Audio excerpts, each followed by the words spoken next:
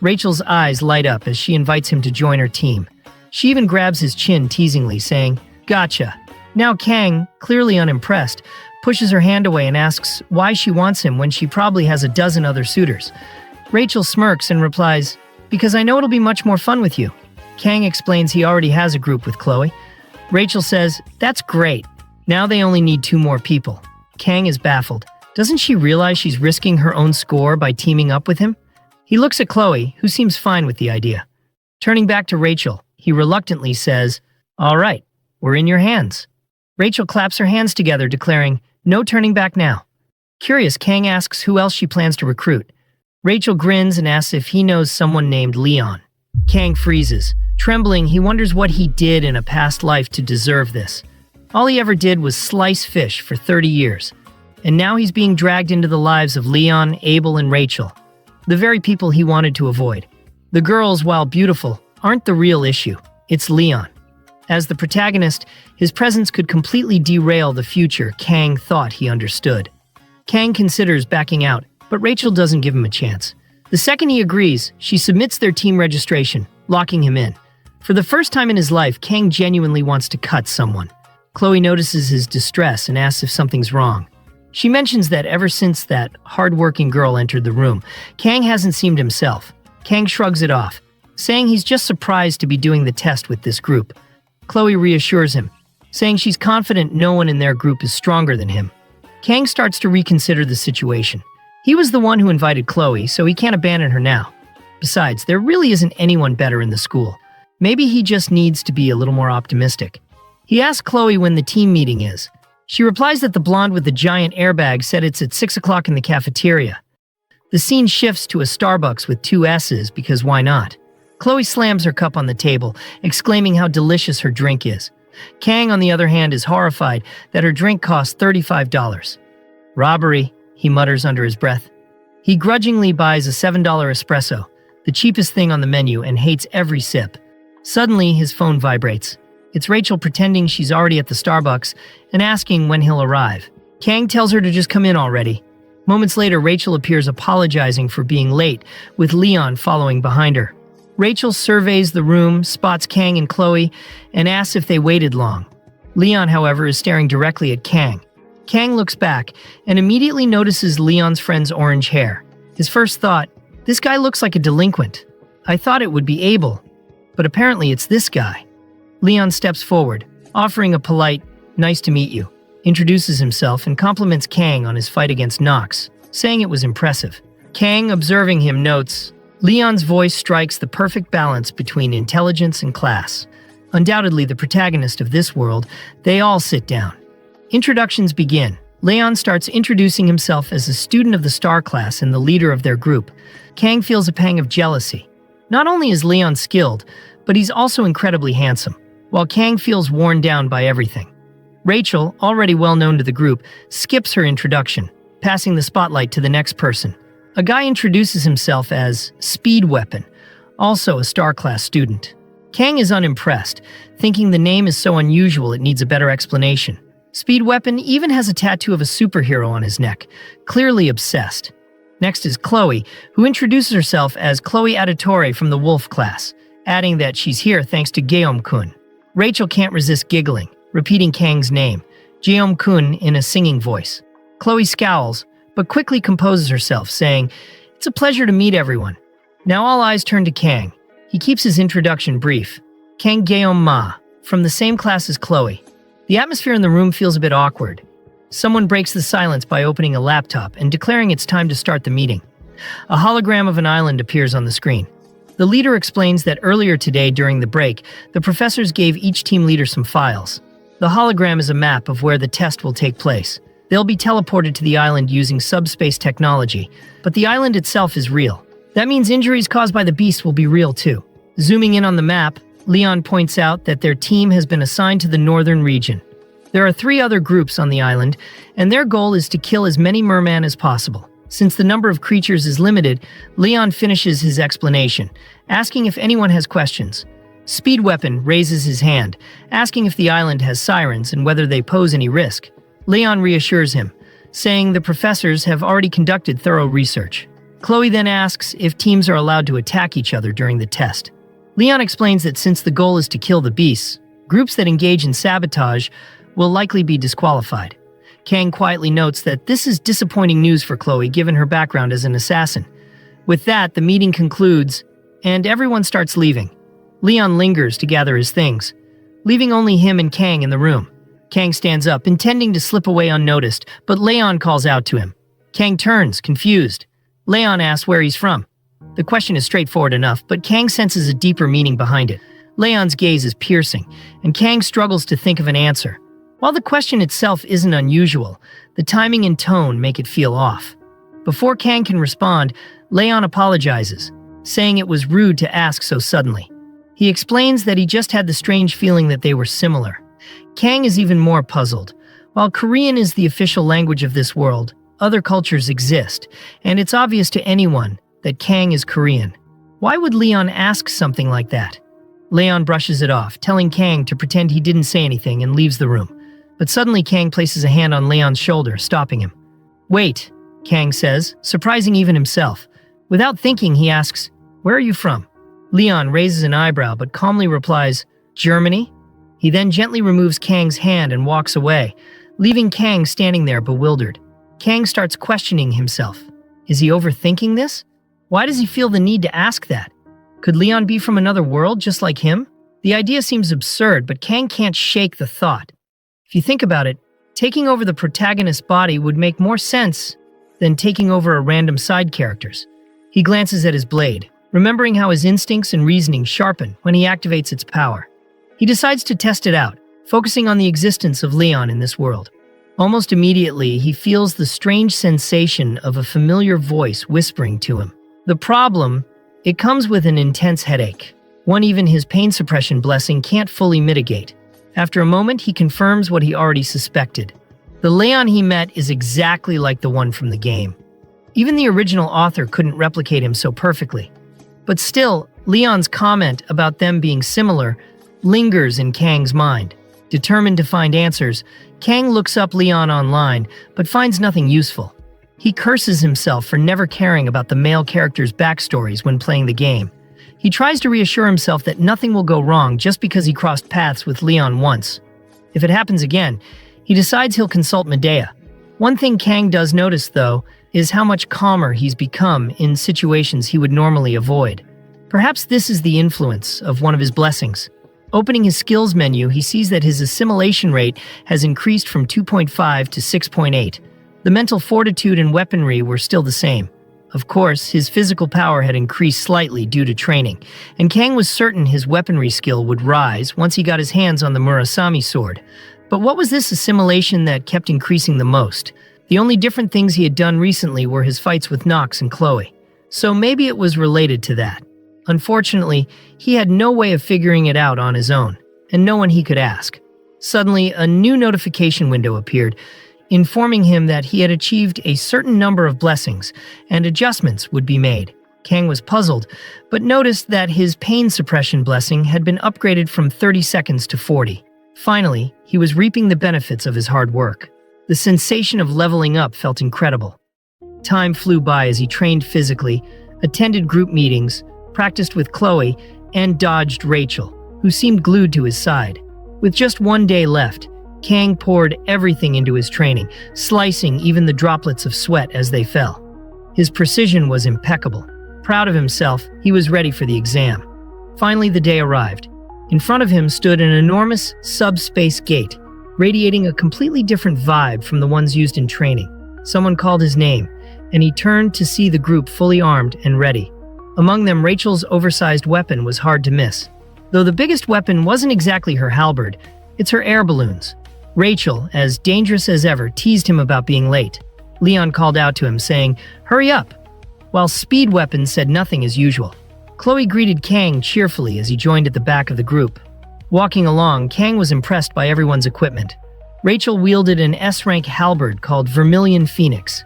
And while Leon didn't seem to have his iconic Balmung yet, Speed Weapon was wearing a strange tube-like device on his chest. When Kang stared at it, Speed Weapon turned and snapped. "What are you looking at?" Rachel explained it was a healing support item.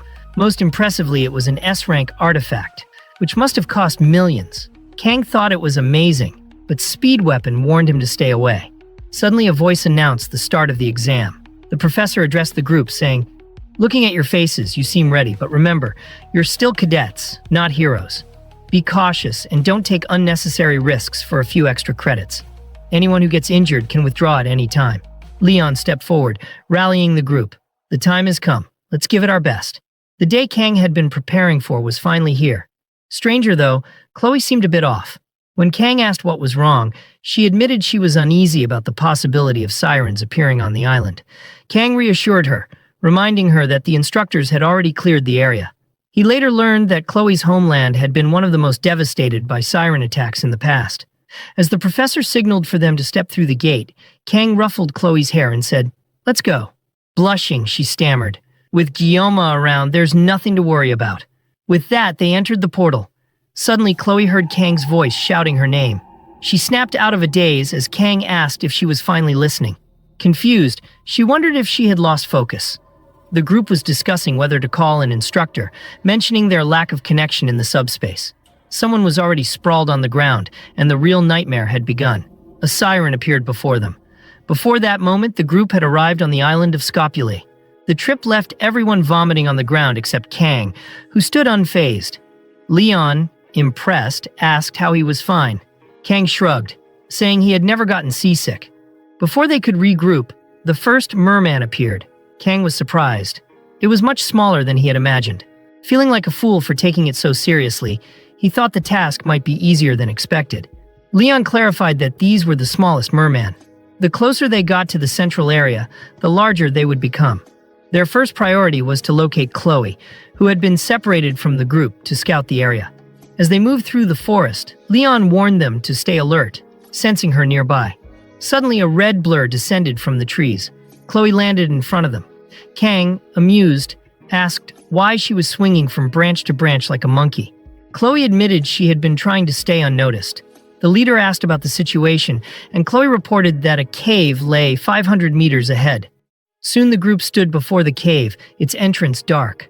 Inside, dozens of glowing eyes reflected the firelight. Mermen filled the cavern. Rachel estimated at least 50 or 60 of them. The group discussed their options. If they wiped out this horde, they would almost certainly secure first place. However, the risks and potential injuries were significant. In the end, the decision rested with Leon. A few moments before, the group had agreed that Chloe would be the one to scout the island. Speed Weapon had volunteered, but Leon pointed out that it wouldn't make sense for him to do so. Leon had also assigned Kang to the rear where he would handle any threats that approached from behind. Far from feeling humiliated, Kang thanked Leon for the easy job. Leon, meanwhile, declared that he would take the central position and only advance if necessary. When Rachel asked where he was going, Leon revealed his plan to her. Back on the island, Kang noticed from Leon's expression that he had made up his mind. Leon called Rachel, who was tasked with initiating the plan. She readied her halberd, charging it with energy before launching it Spartan style at the merman's fire pit. The rest of the group stared dumbfounded, thinking it would have been better to just kill the fish. But before the merman could react, Rachel swooped in, grabbed the halberd, and used it to slice through two of the creatures. Rachel recalled Leon's instructions. "Cut down as many as you can." Her reply had been a confident, "Of course." Speed Weapon then pulled out his flute, playing a melody that activated a blessing, leaving the merman panicked and trying to flee. Rachel, powered by the blessing, began cutting down the creatures one by one. 11, 18, 22, 24. Rachel counted effortlessly, taking down dozens. She thanked Speed Weapon for the support, noting how much easier it made things. As Rachel continued her assault, Chloe as the sub-DPS, activating her cat blessing, which allowed her to slice through several merman at once. One attack took down 8. When 2 more leaped at her from above, she dispatched them with ease. Meanwhile, Rachel had already killed 45. But both men soon noticed something odd. They were heading toward each other, or rather Chloe was charging toward Rachel. Rachel, realizing this, also moved toward Chloe. Just as the two seemed about to clash, a massive merman landed on their backs, its jaws poised to attack. Both women ignored it, continuing their charge, and in a split second the creature was torn apart. Rachel commented, You've gotten faster. Chloe retorted, that one was mine. With that, they split up, each heading in opposite directions. Kang, relieved that they weren't killing each other, watched as Leon took down a merman with a precise strike. Leon turned to Kang and said, "You seem worried about them." Kang replied, "I was, but it seems unnecessary." After all, the 60 mermen in the cave had already been dealt with. Leon reminded Kang to have faith in his allies, then announced, "It's time to move on." Kang couldn't help but be impressed. Leon's plan had worked perfectly. Of course, the plan was simply sending 2 maniacs to slaughter everything, but Kang had to admit it was effective leadership. As Kang mulled over this, a blue flash appeared behind him. Before he could react, the light passed through Leon's chest. Time seemed to freeze as everyone gasped in horror. Kang turned slowly, his breath catching as he saw the source, a demonic siren. Rachel screamed, demanding to know why it was there. Speed Weapon questioned how this was possible given that the cave had already been cleared. Kang stood frozen. This was supposed to be a straightforward mission, but now everything had spiraled out of control. Should they fight or flee? With Leon injured, escaping seemed impossible. Rachel turned to Speed Weapon, instructing him to contact the instructors. However, he reported that the communication system had been cut off. This news sent a chill down Kang's spine. Without external help, panic was sure to spread. Taking a deep breath, Kang stepped forward, declaring, "It seems I'm the only one thinking clearly right now." He instructed Speed Weapon to start healing Leon immediately. Turning to Chloe, he told her to escape and warned the cadets and instructors to evacuate. Chloe hesitated, but Kang pointed out that fleeing with Leon in his current state would be nearly impossible. It was crucial to alert everyone before more mermen arrived. After a brief hesitation, Chloe agreed and ran off to carry out his orders. Rachel, now furious, asked Kang what he planned to do. Kang simply told her and Speed Weapon to handle the smaller threats. Closing his eyes, he muttered, "Ever since I started cooking, I've never liked dealing with small fish. You can't show real skill with easy work." Then he told the two of them, "This is my specialty." As Kang prepares his assault, he recalls that demons can utilize a unique power similar to humans and their blessings. It's called magic. The protagonist fell to just one normal attack with magic. This is the difference in strength between humans and demons. I can't say for sure that I'll win despite having the blessing of the sword god. Even in the original game, it was impossible to subdue a magic-utilizing demon without a party. The fact that I'm forced to solo a boss that requires a full-scale raid. How am I not supposed to curse when I'm in shit this deep? But anyway, would I lose? If the demon uses its entire strength, I might have some trouble, but nah, I'd win. He unsheaths his weapon and says, "I need to cut down this ugly fish in 40 seconds. It's been a while since I've done some proper sashimi." As Rachel cuts down the merman, she gets overwhelmed by the sheer number of them and finds it difficult to continue. Speed Weapon, witnessing her struggle alone, wishes that he could provide her some support blessings. But healing Leon is overwhelming enough for him. Therefore, she's on her own. While I know that bastard Gaon Ma is strong, there's no way he can beat that demon. The ugly fish raises her hand to strike Argioma, but he effortlessly dodges her attack and goes for a strike. It seems to be a demonoid who primarily utilizes long-distance attacks with water-based magic. While I don't know magic, it's just a fish that happens to have flesh and bones. Kang jumps in for a fatal blow, avoiding her strike and slashes her body in half, just like a bar of Kit Kat. But somehow, she reforms in front of Speed Weapon, going for a strike as Speed Weapon trembles in fear, hoping for someone to save him. Suddenly, Kang cuts one of her fins, preventing her from harming Speed Weapon. Kang leaps again for another strike, cursing that his cuts are too shallow. The mermaid quickly dives into the lake to avoid Kang's brutal assault. As Kang purrs to himself, did she deliberately go for the ones who were injured? He looks back at Speedy and asks, "You doing well?" He nervously replies saying, "Yes, I'm fine." Kang leaves again to fight while saying, "All right, then I'm relying on you, hero." Speed Weapon is startled by Kang calling him a hero. He recalls a moment where he said to Kang that being a hero is so cool. Justice and bravery, sacrificing them for the sake of others. The ability to turn despair to hope. But despite entering the world's best hero training school, I haven't seen anyone who had the things I mentioned. That's why I'm in this group with Rachel. I was sure that I could find the hero I was looking for in Leon. As Kang cringes from his statements, Speed Weapon says to him, "Sorry to say, but you're far from being a hero in my eyes. Although you're strong, you're more like a demon." Now, back to the present. The mermaid sends some cruise missile-like merman toward Kang. As he dodges them effortlessly, he suddenly realizes they're following him, even after he dodged them. The demon laughs hysterically and strikes. He cuts through the wall and Kang emerges as the merman missiles follow him, but suddenly those missiles change direction and head toward our boy's speed weapon. Rachel screams out to Speedy to get out of the way, but it's too late. All this time, the demon had planned to aim for him from the start, but suddenly Kang appears and saves Speedy by cutting them into pieces. Kang curses to himself, saying, "Am I trying to take it down with small cuts? I need to get my shit together." When Kang cut her arm, the mermaid was mid-casting her magic. So when the severed arm hits the floor, the magic is directed in a random direction, resulting in a huge purple explosion bursting out of the cave like a beam of lightning. As the demon tries to go for another strike, suddenly she's struck by her own merman cruise missiles as Kang has diverted them toward her. She's sent flying backward and ends up getting buried in the cave. Now, far away, one blue-haired girl comments, "Isn't that Instructor Kim? What was that sound?" It was like a roar. There was also a flash of light before I saw the instructor. As the pink-haired instructor turns to check, it starts to rain. The instructor tells the other girl, "We should get to the wounded and move quickly." Seeing it starting to rain, you probably saw lightning and heard thunder. With a smirk, she says, "We're to return to the academy as soon as possible." Folks, this pink-haired instructor looks suspicious. Why did she smirk like that? And why did she divert the student into thinking that it's just regular lightning? Is she the one who planned all this? Is she a spy? Moving on. After the mermaid got struck by her own merman missiles and got buried under the rubble, the other mermen quickly run for their lives. Kang curses, saying, "Crap, could I not land a fatal blow because I was conscious of Leon?"